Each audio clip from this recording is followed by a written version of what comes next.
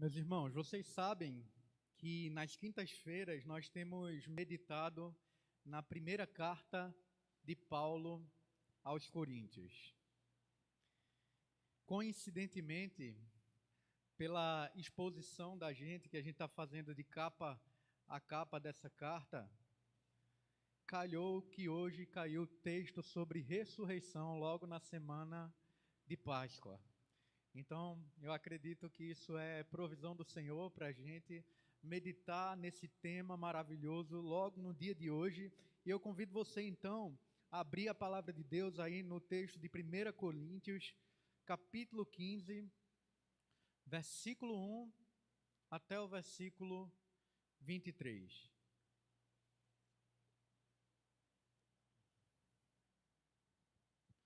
Como o texto é grande, nós vamos lendo ele à medida que for expondo o texto mesmo. Nós não vamos lê-lo agora no início, a gente vai lendo ao longo da exposição.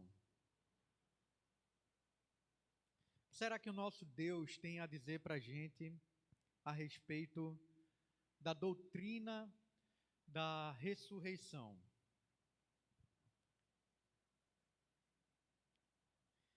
Estava falando antes de começarmos o nosso culto que a Páscoa era uma festa judaica. Não é uma festa estabelecida para o povo cristão celebrar. Era uma festa que lembrava, rememorava ano após ano a libertação do povo de Deus de lá do cativeiro do Egito, quando o Senhor passou por cima, o anjo da morte passou por cima da casa dos israelitas, livrando-os da morte.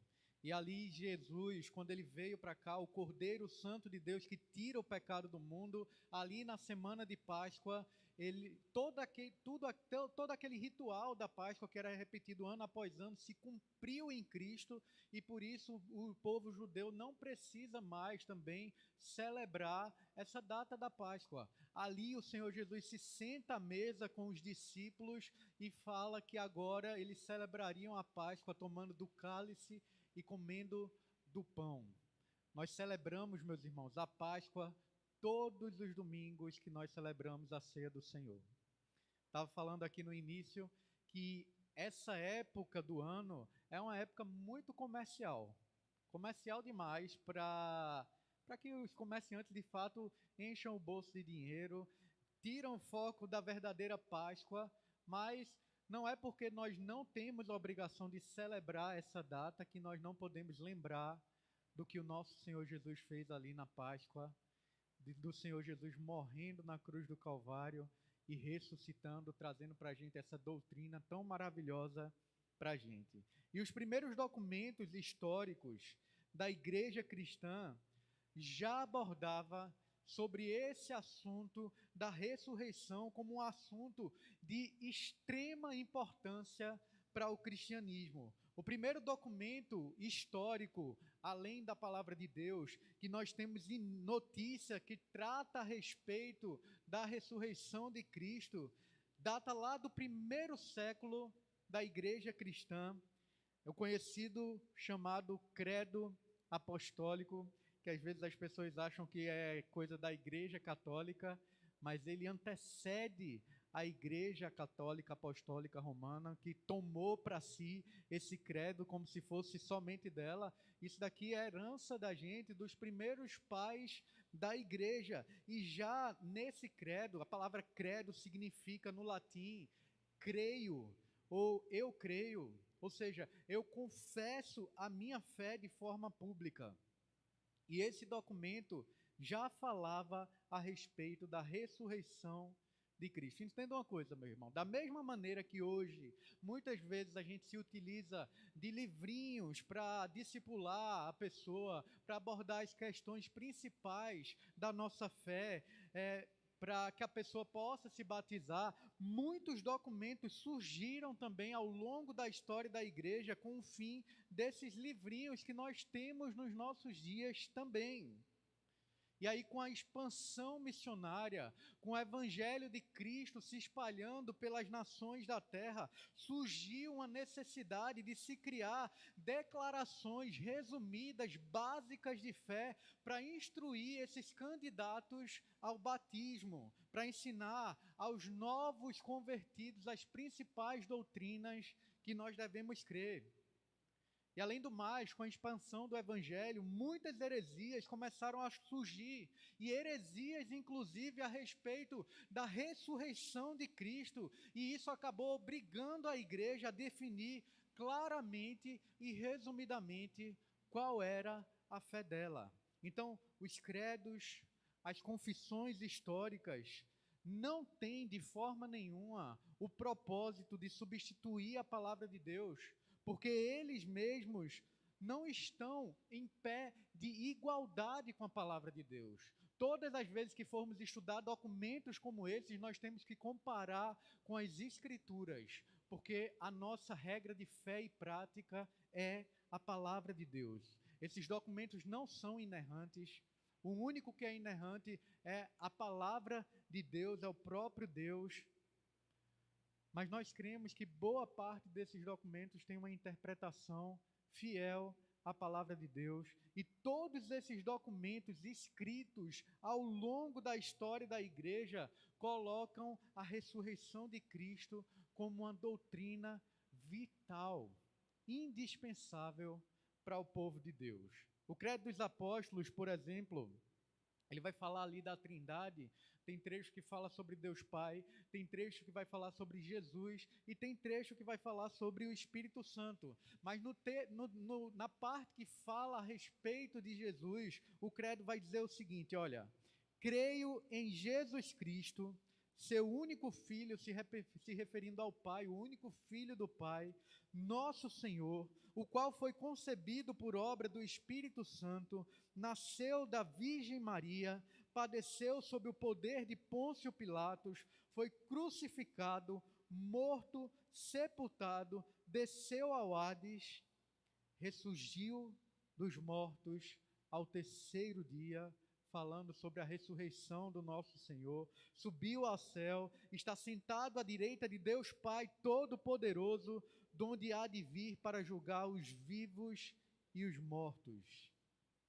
Então, meu irmão, a ressurreição de Cristo é de fato uma doutrina indispensável para a igreja. Com a ressurreição de Cristo, a igreja permanece de pé. E sem essa doutrina da ressurreição de Cristo, a igreja não tem como sobreviver. Então é de extrema importância que nós entendamos quais são as implicações práticas da ressurreição de Cristo na minha vida, na sua vida, na vida de todo o povo de Deus. Qual é a importância da ressurreição de Cristo para todos nós? É por isso que hoje a gente vai meditar aqui no texto de 1 Coríntios, capítulo 15, do versículo 1 ao 23. A gente tem estudado essa carta e nós vimos que nessa carta daqui, nos capítulos anteriores, o apóstolo Paulo tratou ali sobre vários problemas que aconteciam na igreja de Coríntios, problemas morais, éticos, culturais, problemas eclesiásticos. Nós vimos a bagunça que o culto do povo de Deus ao Senhor estava virando. A gente viu várias dificuldades que os coríntios estavam enfrentando, e aqui nesse capítulo, o capítulo, diga-se de passagem, maior de toda essa epístola, o conteúdo agora começa a mudar totalmente, porque Paulo começa um novo assunto, a doutrina da ressurreição. Mais um assunto que ali naquela igreja estava virando assunto de debate, de confusão, de intriga. Na igreja dos Coríntios, estava se levantando gente ali, algumas pessoas negando que existia a ressurreição dos mortos, negando que os crentes iriam ressuscitar. E aí Paulo, sabendo que a ressurreição é uma doutrina indispensável para o povo de Deus, uma verdade indispensável do Evangelho de Cristo, ele dedica o capítulo inteiro, 15, para ensinar à igreja a importância da ressurreição do nosso Senhor. Essa doutrina que foi pregada pelos apóstolos de Cristo como uma base fundamental da nossa fé. Então, diante disso tudo, meu irmão, eu queria que a gente meditasse hoje, essa noite, no seguinte tema: por que crer na ressurreição de Cristo é indispensável para a igreja? Você crê na ressurreição de Cristo? Mas por quê? Por que é tão importante para a gente crer nessa doutrina? Qual a implicação direta na minha vida e na sua vida? Em primeiro lugar, do versículo 1 até o versículo 11, nós vemos que nós precisamos, é tão importante, é tão indispensável crer nessa doutrina, porque a ressurreição de Cristo é um fato. A ressurreição de Cristo é um fato e isso é mostrado para a gente tanto na proclamação do Evangelho, quanto nas Escrituras Sagradas, quanto também por vários testemunhas oculares do próprio Senhor Jesus. Então veja, em primeiro lugar, a ressurreição de Cristo é um fato e o Evangelho pregado demonstra de fato a ressurreição de Cristo como algo real. Versículo 1 e versículo 2, volte os olhos aí para o texto, por favor. Paulo fala o seguinte: irmãos, venho lembrar-vos o evangelho que vos anunciei, o qual recebestes e no qual ainda perseverais. Por ele também sois salvos, se retiverdes a palavra tal como vos-la preguei, a menos que tenhais crido em vão. Então Paulo começa aqui, nesse capítulo, a lembrar a igreja que já havia pregado o evangelho para aquela igreja e que esse evangelho também continha a questão da ressurreição. Paulo estava mais uma vez aqui ensinando o evangelho que ele já tinha anunciado outrora para essa igreja, em tantas outras ocasiões. E parecia que aquela igreja estava esquecendo dos ensinamentos de Paulo. Paulo aqui, quando escreve o capítulo 15, de forma alguma, ele não está trazendo para a igreja um outro evangelho. Algo que ele ainda não tinha falado para aquela igreja. A ressurreição não era uma nova doutrina, ela estava sim contida no evangelho que os coríntios já tinham recebido anteriormente do próprio apóstolo Paulo. Os coríntios foram salvos porque receberam esse evangelho que Paulo está pregando aqui, e eles deveriam se apegar a esse mesmo evangelho e viver de acordo com ele. Não podiam rejeitar. Eles deviam mostrar a crença de forma prática na vida deles. Os coríntios deveriam mostrar perseverança nos ensinos que Paulo já tinha trazido para ele e nas aplicações, no que eles deveriam viver de estilo de vida diante daquele ensino que Paulo tinha trazido quando ele proclamou o Evangelho, para que a fé deles não fosse uma fé oca, para que a fé deles não fosse uma fé sem significado, vazia, para que não fosse uma fé sem valor. O Evangelho aponta a ressurreição de Cristo como um fato. E tirar a ressurreição de Cristo do Evangelho torna a nossa fé falsa, torna a nossa fé inútil. Nós precisamos crer no Evangelho, na ressurreição, porque a ressurreição é um fato. A proclamação do Evangelho mostra isso, mas também as Escrituras demonstram a ressurreição como um fato. Veja aí, versículo 3 ao versículo 5. Paulo vai dizer: antes de tudo vos entreguei o que também recebi, que Cristo morreu pelos nossos pecados, segundo as Escrituras, e que foi sepultado e ressuscitou ao terceiro dia, segundo as Escrituras. E apareceu a Cefas, que é Pedro, e depois aos 12. Então perceba, Paulo, em primeiro lugar, ele diz: olha, o evangelho que eu proclamei para vocês contém a ressurreição. Mas todas as escrituras do Antigo Testamento também contêm a doutrina da ressurreição. Nesses versículos, Paulo mostra que o evangelho que ele entregou aos coríntios não foi algo que ele pensou, não foi algo da cabeça dele, não foi algo que foi criado por ele, mas ele recebeu esse evangelho do próprio Senhor Jesus. Como Gálatas, capítulo 1, versículo 11 e 12, mostra para a gente, quando Paulo fala ali: olha, faço-vos, porém, saber, irmãos, que o evangelho por mim anunciado não é segundo o homem. Não foi homem nenhum que inventou esse evangelho. E no versículo 12 ele fala: porque eu não recebi, nem o aprendi de homem algum, mas mediante revelação de Jesus Cristo. Então foi o próprio Senhor Jesus Cristo que, por revelação, ensinou esse evangelho a Paulo, um evangelho que está também contido nas Escrituras, como Paulo afirma tantas e tantas vezes nesses versículos que a gente acabou de ler aqui, quando ele diz aqui, segundo as Escrituras.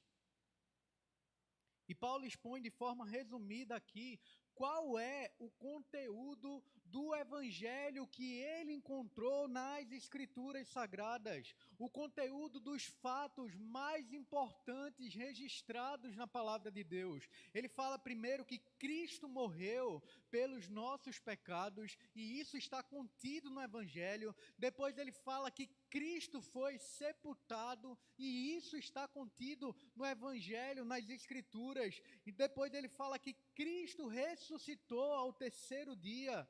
E por fim ele diz aqui que Cristo apareceu a Pedro e aos demais apóstolos. Então, todos esses fatos aqui relatados por Paulo estão enraizados, estão fundamentados nas Escrituras, na palavra de Deus, inclusive na palavra de Deus contida ali no Antigo Testamento, como Paulo testifica.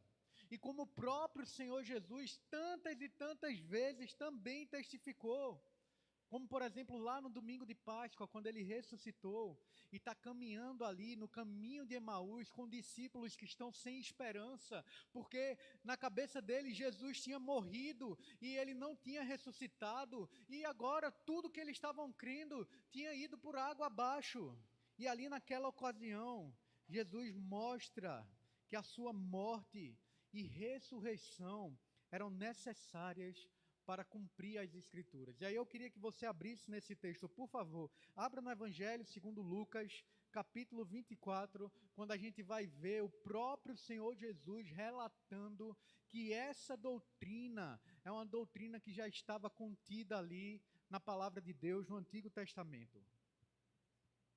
Lucas 24, versículo 26 e 27. Jesus ali renovando a esperança dos discípulos no caminho de Emaús, ele fala para eles: porventura, não convia que o Cristo padecesse e entrasse na sua glória? Perceba isso. E começando por Moisés. Moisés ali representa o Pentateuco, Gênesis, Êxodo, Levítico, Números e Deuteronômio. Discorrendo por todos os profetas, isso daqui representa todos os outros livros do Antigo Testamento, expunha-lhes o que a seu respeito constava em todas as Escrituras. Agora pule para o versículo 44. A seguir, Jesus lhes disse: são essas as palavras que eu vos falei, estando ainda convosco. Importava se cumprisse tudo o que de mim está escrito. Novamente, veja o Antigo Testamento, na lei de Moisés, nos profetas e nos salmos. Então lhes abriu o entendimento para compreenderem as Escrituras e lhes disse: assim está escrito, que o Cristo havia de padecer e ressuscitar dentre os mortos no terceiro dia, e que em seu nome se pregasse arrependimento para a remissão de pecados a todas as nações, começando de Jerusalém. Então, o próprio Senhor Jesus aqui está testificando que a questão da ressurreição está contida em toda a Escritura do Antigo Testamento. Tudo estava apontando para ele, para a ressurreição dele. As Escrituras demonstram a ressurreição de Cristo como um fato. O Evangelho proclamado, as Escrituras, mas também as testemunhas oculares demonstram a ressurreição de Cristo como um fato. Versículo 6 ao versículo 8 de 1 Coríntios 15. Volte para lá, por favor. Nós vimos a proclamação, nós vimos a própria Escritura e também agora as testemunhas oculares. Depois foi visto por mais de 500 irmãos de uma só vez, dos quais a maioria sobrevive até agora. Entenda que quando ele está falando aqui até agora, não é até os nossos dias não, tá bom, meu irmão? É até os dias que ele estava escrevendo esse texto daqui. Porém, ele diz, alguns já dormem, versículo 7. Depois foi visto por Tiago, mais tarde por todos os apóstolos, e afinal, depois de todos, foi visto também por mim, como por um nascido fora de tempo. Então Paulo começa a lembrar a igreja que não foi somente Pedro, não foi somente os apóstolos que viram o Cristo ressurreto. O texto está dizendo aqui que mais que 500 outros irmãos de uma só vez viram Jesus ressuscitado, e a maioria desses irmãos ali ainda estavam vivos quando Paulo estava escrevendo essa epístola daqui para os irmãos, e ele fala aqui, olha, para esses irmãos, dentre os 500, os quais não estão mais no nosso meio, os irmãos que haviam morrido, Paulo ainda usa um termo aqui, apontando para a morte, como algo que não é definitivo. Um termo que apontava para aquela igreja a esperança de que esses irmãos que tinham morrido também ressuscitariam. Ele diz aqui, alguns irmãos já dormiam para representar a morte, e eles dormiam porque na ressurreição eles mesmos ressuscitariam do sono, ressuscitariam da morte. É isso que Paulo está aqui querendo ensinar para essa igreja. Além dos 500 que viram Jesus ressurreto, Tiago, o irmão de Jesus, que antes era incrédulo, também testemunhou que o próprio Jesus ressuscitou, e após a ressurreição de Cristo, o próprio irmão do Senhor Jesus se converte a ele. Jesus também, como o texto mostra para a gente, apareceu ao próprio Paulo, após ele ressuscitar. Então, quanto ao ensino da ressurreição, Paulo afirma no versículo 11, portanto, seja eu ou sejam eles, assim pregamos e assim crestes. Tanto Paulo quanto os outros apóstolos pregavam o Evangelho, e quando pregavam o Evangelho de Cristo, eles expunham a ressurreição de Cristo, e foi assim que os coríntios começaram a crer no Senhor Jesus. O Evangelho pregado, as Escrituras e as testemunhas oculares não deixam dúvida para a gente, demonstram a ressurreição de Cristo como um fato, como algo real para todos nós. E meus irmãos, nós não podemos desprezar a doutrina da ressurreição de Cristo, porque ela é fundamental. A pregação do Evangelho, ela está contida nas Escrituras, e nós devemos sim nos apegar a esse fato, cheios de esperança. O nosso Jesus ressuscitou, ele não foi vencido pela morte, ele está vivo. E ele está vivo não como uma aparição espiritual, mas ele está vivo hoje, em carne, em osso, com um corpo glorificado. E quando nós anunciamos o Evangelho, nós não devemos esquecer de proclamar a realidade da ressurreição de Cristo. A gente está meditando nessa noite no tema, porque crer na ressurreição de Cristo é indispensável para a igreja de Cristo? Em primeiro lugar, nós vimos que é porque a ressurreição de Cristo é um fato contido na proclamação do Evangelho, contido nas Escrituras, testemunhado por mais de 500 testemunhas que viram isso. Mas em segundo lugar, porque sem ressurreição não existe Evangelho. Preste atenção nisso. Sem ressurreição não existe boas notícias. Do versículo 12 ao versículo 20. Em primeiro lugar, vamos ler o versículo 12. 1 Coríntios 15, versículo 12. O texto diz: Ora, se é corrente pregar-se que Cristo ressuscitou dentre os mortos, como, pois, afirmam alguns dentre vós que não há ressurreição de mortos? Veja o que Paulo está dizendo aqui, olha, eu já comprovei para vocês que o evangelho proclamado contém a ressurreição, já comprovei que a própria Escritura contém a ressurreição. Como é que alguns entre vocês estão negando a ressurreição de Cristo? Nesse versículo, Paulo começa a desenvolver para a gente uma linha de raciocínio mostrando a incoerência de alguns irmãos ali da igreja de Coríntios. Ora, se é pregado que Cristo ressuscitou dos mortos, se isso já ficou comprovado pelos argumentos anteriores de Paulo, como é que alguns irmãos estavam dizendo que não havia ressurreição dos mortos?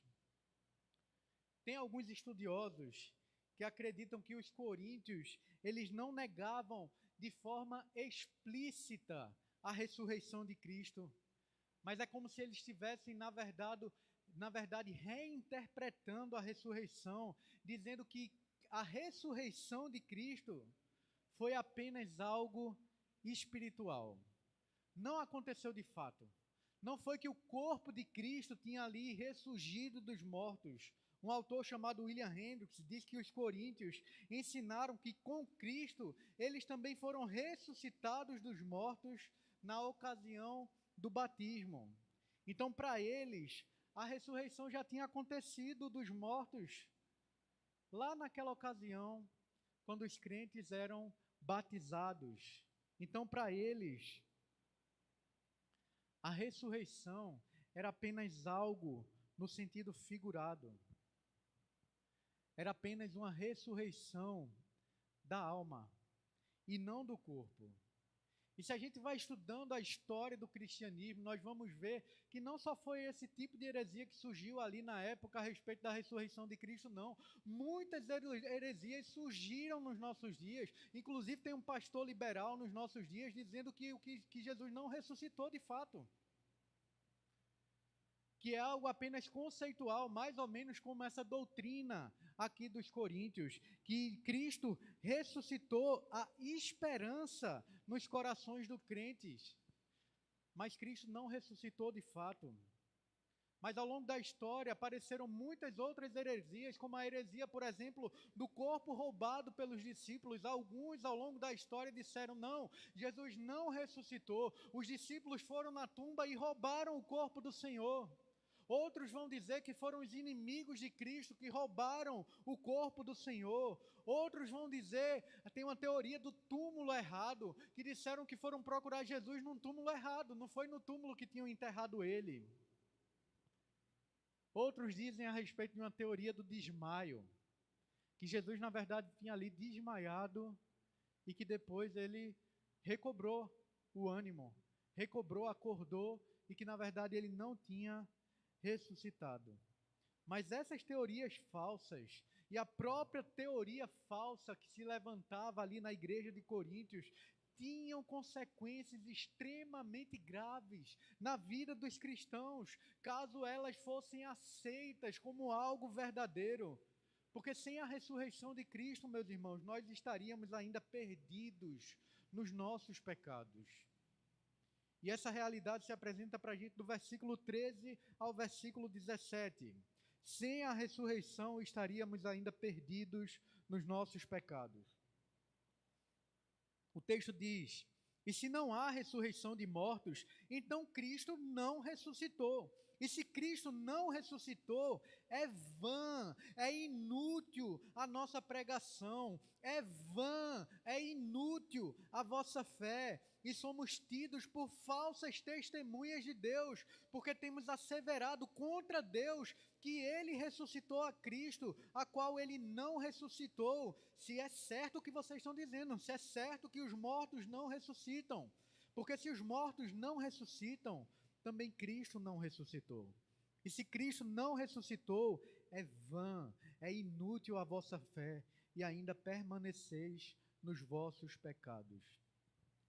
Então, se não existia a ressurreição de mortos, a lógica era que Cristo, nosso Senhor, também não ressuscitou.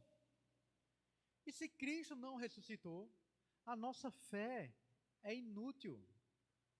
Tudo que eu prego aqui, tudo que qualquer pessoa prega a respeito do Evangelho, é inútil, é sem valor. Porque se Cristo não ressuscitou, nós não fomos salvos pelo sacrifício de Jesus Cristo. Percebe como é sério negar essa doutrina da ressurreição? Se Cristo não ressuscitou, nós permanecemos condenados pelos nossos pecados, porque Jesus não realizou uma obra de salvação, porque Jesus não realizou uma obra de redenção. Pelo contrário, se Cristo Jesus não ressuscitou, ele foi derrotado pela morte.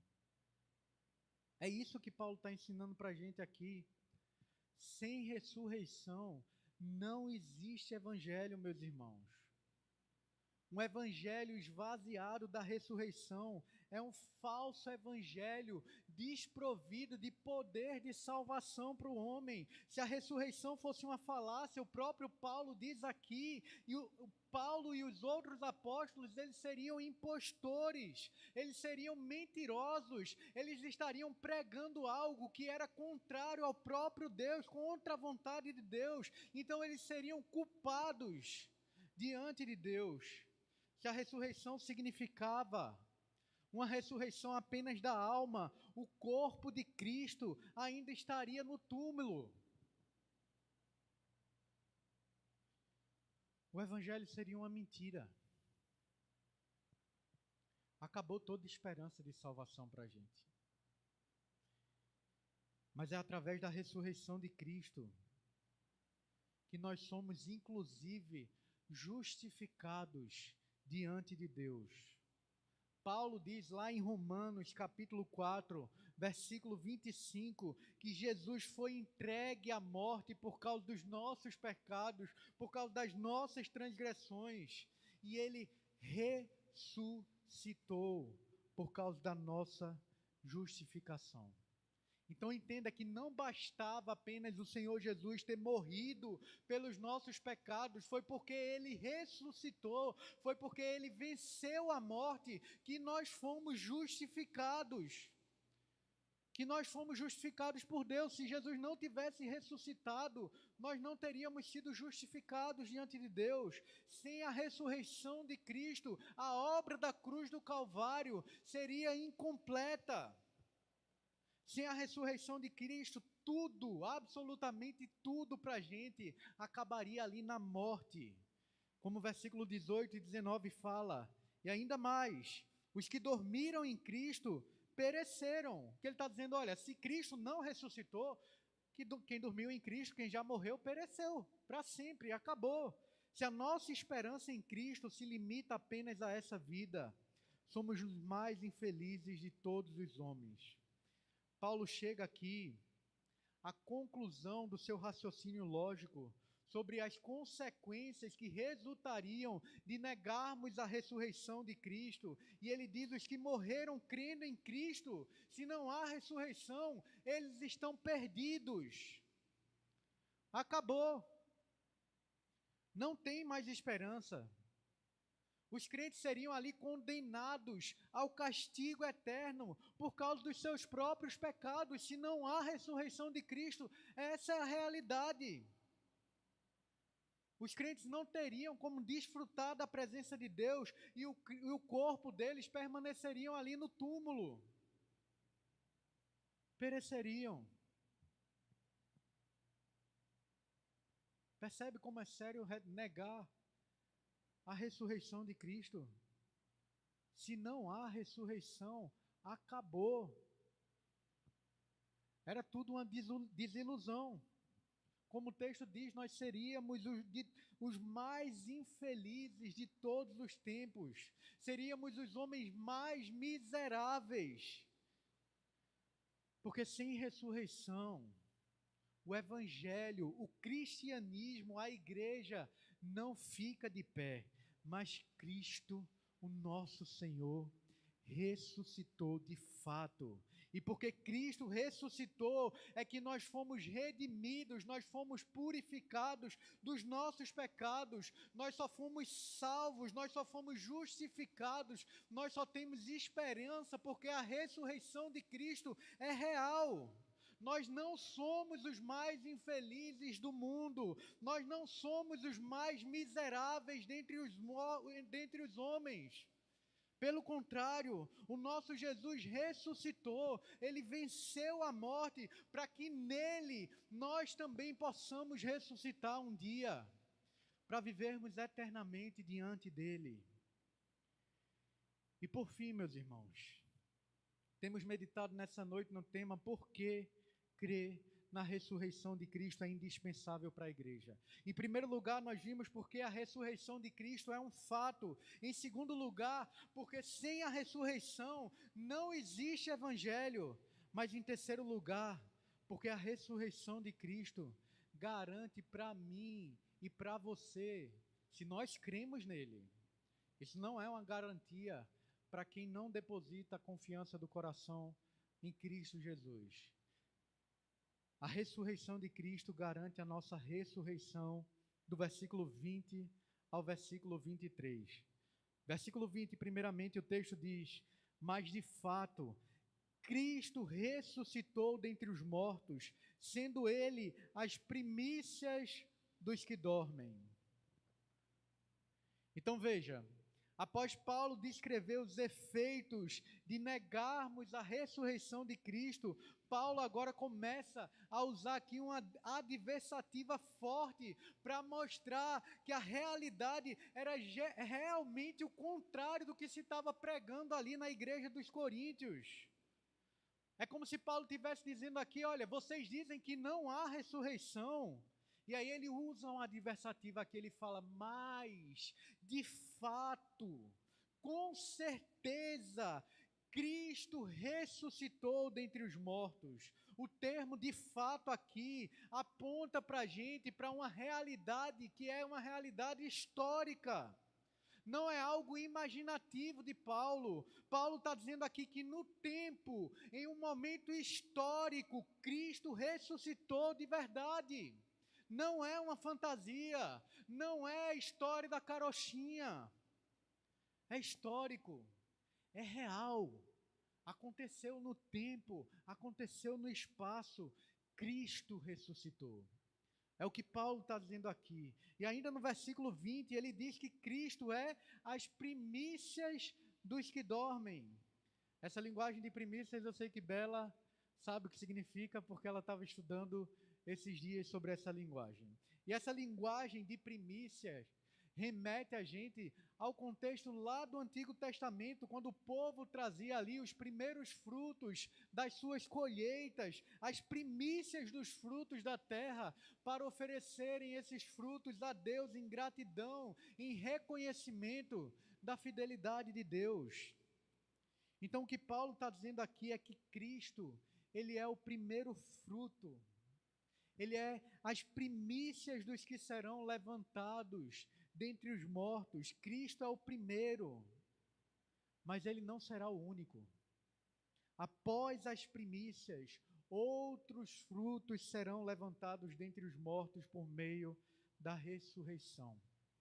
Então a ressurreição de Cristo é garantia da nossa ressurreição. E talvez você até fique pensando assim, mas na época de Jesus, até o profeta Elias, na verdade no Antigo Testamento, já houve ressurreição.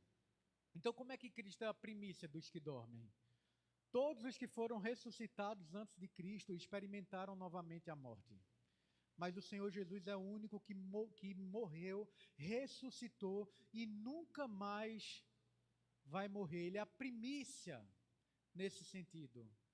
E a morte e ressurreição de Cristo é garantia de que isso também vai acontecer com os crentes. Veja aí o versículo 21 e 22. Ele diz: visto que a morte veio por um homem, também por um homem veio a ressurreição dos mortos. Porque assim como em Adão todos morrem, assim também todos serão vivificados em Cristo. Então Paulo mostra aqui que a morte, ela se apoderou de toda a humanidade por causa de Adão, do pecado cometido por Adão. Adão, que era o nosso representante ali, representava toda a humanidade. Toda a humanidade estava ali ligada a Adão.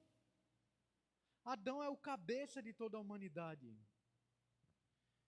E por causa do pecado dele, toda a humanidade foi culpada ali. Toda a humanidade pecou. A morte, como o texto diz aqui, foi causada por um único homem, Adão. E ela só poderia ser vencida por um ser humano também. E esse ser humano é o Senhor Jesus Cristo. É o cabeça do povo de Deus. 100% Deus, 100% homem, da mesma maneira que a morte se apoderou a todos aqueles que estavam ligados a Adão, a vida, a ressurreição vai se apoderar de todo aquele que está ligado ao Senhor Jesus Cristo. A vivificação virá para aqueles que estão ligados a Cristo, para todos os que estão em Cristo. Às vezes a gente fica olhando assim e fala, né, mas é muito injusto que o pecado de Adão tenha sido trazido sobre toda a humanidade. Mas a gente não acha injusto que os méritos de Cristo estejam sobre a gente, né? Adão era o nosso representante. E Cristo é o representante diante de Deus de todo aquele que coloca a fé do seu coração na obra de sangue na cruz do Calvário, quando Cristo entregou o sangue para pagar pelos nossos pecados. Veja aí o versículo 23, o último que a gente vai ver essa noite. Ele fala: cada um, porém, por sua própria ordem. Cristo as primícias, depois os que são de Cristo na sua vida, na sua vinda. Então, meus irmãos, assim como Cristo, como as primícias dos que dormem, foi ressuscitado dentre os mortos, todos os que estão em Cristo, todos os que estão ligados a Jesus também vão ressuscitar na vinda do Senhor Jesus. A ressurreição de Cristo é a prova de que todos os que estão em Cristo experimentarão esse mesmo processo que o nosso Senhor Jesus experimentou. Nós seremos sim levantados de entre os mortos com um corpo glorificado. Porque Jesus ressuscitou, Cristo triunfou sobre a morte e nele nós também triunfaremos no dia da ressurreição. Por mais que a ressurreição de Cristo, as primícias, já tenha acontecido, a ressurreição do povo de Deus, que já dormiu o sono da morte e até dos que ainda dormirão, tem que esperar até o momento da vinda de Jesus, mas essa ressurreição de fato vai acontecer, porque a morte e ressurreição de Cristo é garantia para a gente de que nós ressuscitaremos também, é certeza. Todos os nossos familiares, todos os nossos amigos que dormiram, que morreram em Cristo Jesus, vão ser ressuscitados por Cristo. Estaremos diante do Cordeiro de Deus que tira o pecado do mundo por toda a eternidade, celebrando a vitória dele na cruz do Calvário. Isso é uma realidade. E aqui, meus irmãos, eu queria lembrar para todos nós que Jesus ressuscitou como homem, e ele ressuscitou em carne, e ressuscitou em osso, em um corpo glorificado físico, e é assim também que vai acontecer um dia com todos nós. Se cremos em Cristo, todos nós seremos ressuscitados de uma vez por toda, em um corpo físico, em um corpo glorificado. E eu quero lembrar isso, meus irmãos, porque muitas vezes nós temos a ideia errada de que lá na consumação nós seremos anjos, ou que nós seremos apenas a nossa parte espiritual, não física. Que nós seremos um ser como se fosse um ser fantasmagórico, mas não será assim. Nós de fato teremos um corpo físico, ressuscitado, glorificado, perfeito, não somente a alma. O nosso Senhor Jesus está à destra do Pai hoje em um corpo físico. É o que a palavra de Deus mostra para a gente. Nós ressuscitaremos se cremos em Jesus. A ressurreição de Cristo, do segundo Adão, que obedeceu a Deus de forma perfeita, onde nós não obedecemos, garante a ressurreição de todo aquele que está ligado a Cristo pela fé. É garantia, meu irmão, é certeza. Nós não somos os mais infelizes e miseráveis do mundo, porque nós cremos em Cristo, porque nós cremos na ressurreição de Cristo, porque nós estamos ligados a Ele. Então nós temos essa garantia. E diante disso, meus irmãos, diante de tudo isso que a gente viu aqui, essas doutrinas, quais são as implicações práticas para a minha vida e para a sua vida? Por que nós devemos crer na ressurreição de Cristo? O que é que nós devemos fazer com essa doutrina? Nós devemos crer e ensinar com convicção que a ressurreição de Cristo é real. Nós não podemos ficar tímidos diante da realidade da ressurreição ao proclamarmos o Evangelho, mesmo que os homens ridicularizem a gente, mesmo que seja loucura para os homens, mesmo que pareça fantasia. Para nós que somos o povo de Deus, não é fantasia, é real. O Evangelho confirma, as Escrituras confirmam, várias testemunhas oculares confirmaram, como nós vimos aqui na época de Cristo. E nós podemos sim confiar nessa verdade, nós devemos proclamar essa verdade. Essa verdade aconteceu em um momento histórico. E que em tempos tão comerciais como os nossos, de tanta distorção do sentido da Páscoa, nós possamos proclamar a verdadeira Páscoa com ousadia, a ressurreição do nosso Senhor, não a Páscoa falsa do coelhinho da Páscoa, mas a Páscoa do verdadeiro Cordeiro de Deus que tira o pecado do mundo, que morreu, mas que ressuscitou e que vive eternamente.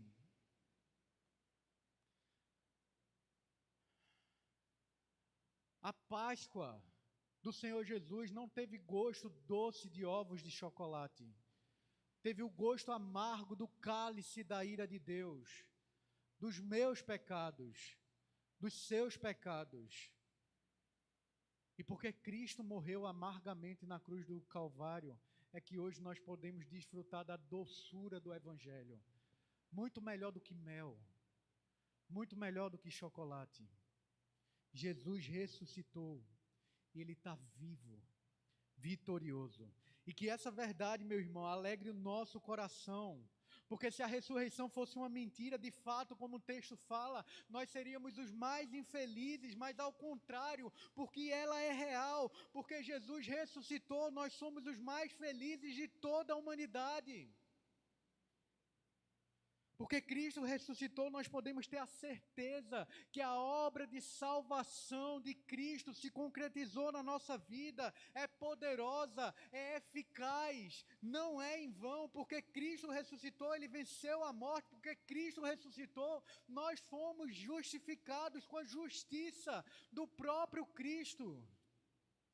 A ressurreição de Cristo, meu irmão, é revelação da graça de Deus a nós, é motivo de celebração, é motivo de alegria, é motivo de esperança, esperança eterna, esperança inclusive em meio à dor. Porque lá no Salmo 116:15 diz que é preciosa aos olhos do Senhor a morte dos seus santos. E que, então que em momentos de dor, que em momentos de perdas, de pessoas que amamos e que conhecem a Cristo, nós possamos lembrar dessa realidade daqui. que Cristo ressuscitou e que nós temos a garantia de que os que estão em Cristo também vão ressuscitar. Que isso seja consolo para o meu coração e para o seu coração, mas que isso também sirva de alerta para mim e para você, para a verdade de que muitos estão se aproximando da morte sem crer no Evangelho de Cristo. Muitos estão se aproximando da morte sem estarem ligados a Cristo. E esses também, de fato, ressuscitarão. Mas ressuscitarão para a condenação eterna. Quantas pessoas que nós conhecemos hoje não estão ligadas a Cristo?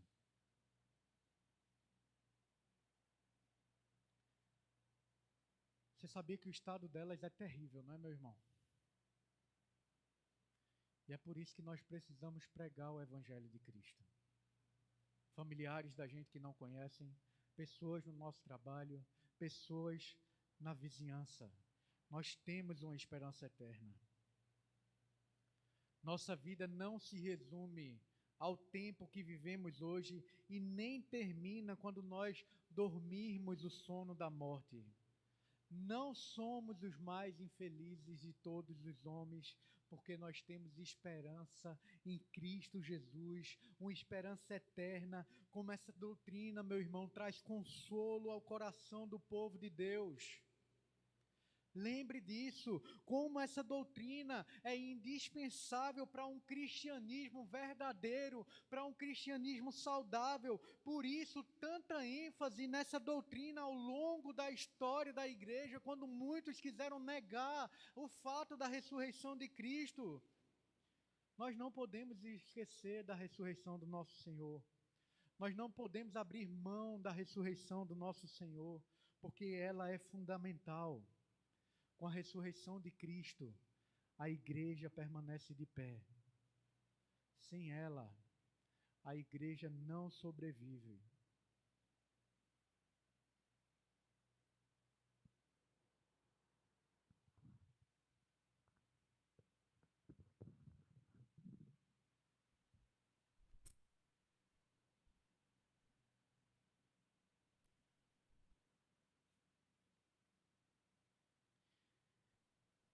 E é porque Cristo ressuscitou que a gente pode cantar com convicção, com esperança, como nós já cantamos hoje.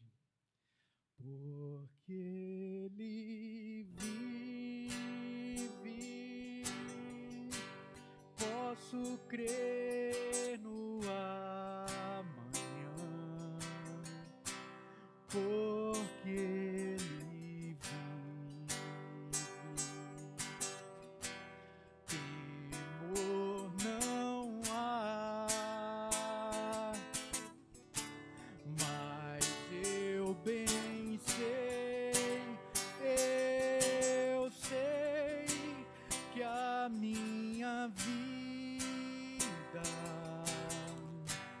Ele está nas mãos do meu Jesus, que vivo está.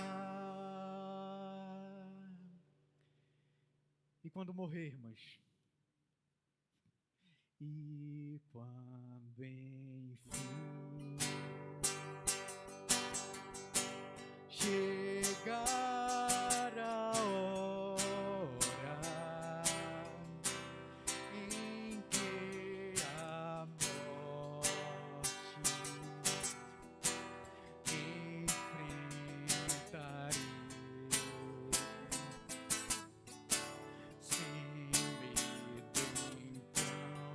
temer, meu irmão, terei vitória,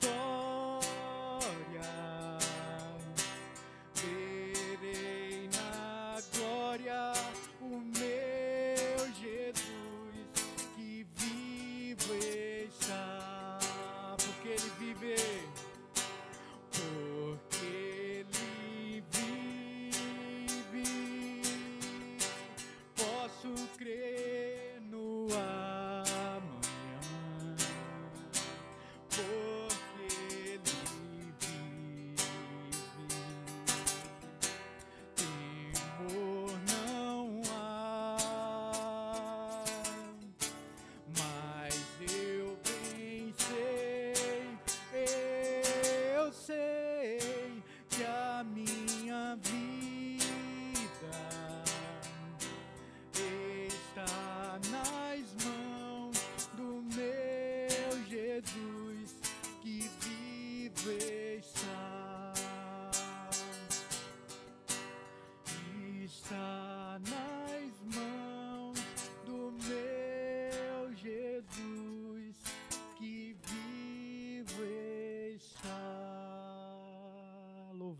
seja o nome do Senhor, nosso Deus. Louvado seja o teu nome, porque nós temos esperança no Senhor, porque nós temos certeza. Obrigado porque o Senhor não nos deixou entregues aos nossos próprios pecados. Obrigado porque o Senhor providenciou solução para os nossos pecados. Obrigado pela morte de Cristo na cruz do Calvário, mas não somente pela morte dele pelos nossos pecados, Pai, mas porque ele ressuscitou para nos justificar. Louvado seja o teu nome, Senhor, porque o Senhor venceu a morte e nos deixou certeza de que um dia ressuscitaremos e estaremos eternamente diante do Senhor também. Nós não temos o que temer, nós podemos confiar, nós podemos descansar no Senhor, porque o nosso Redentor vive e por fim se levantará sobre a terra e nós levantaremos com o Senhor. Muito obrigado, Senhor. Dá-nos ousadia para proclamar essa verdade que pode trazer esperança a tantos que vivem em desespero no nosso dia a dia, Senhor, a tantos que vivem sem sentido nessa vida. Dá-nos ousadia, Senhor, como teu povo, para proclamar o teu evangelho, para viver dia a dia cheios de expectativa, cheios de alegria, cheios de ânimo pela verdade do teu evangelho, Senhor. Lembra-nos do primeiro amor, lembra-nos de onde o Senhor nos tirou, da morte, das trevas, nos transportando para o reino do Filho do teu amor. Lembra-nos, Senhor, da esperança que temos em Cristo Jesus. Obrigado pela tua ressurreição, Jesus. E obrigado porque ela é certeza de que nós estaremos diante do Senhor por toda a eternidade. Obrigado, Senhor. Leva-nos em paz para a nossa casa essa noite. Leva-nos para viver a vida do Senhor enquanto nós estivermos aqui, enquanto houver fôlego de vida em nós, Senhor. Obrigado pela verdade da tua palavra. É o que nós te pedimos essa noite, em nome de Jesus. Amém.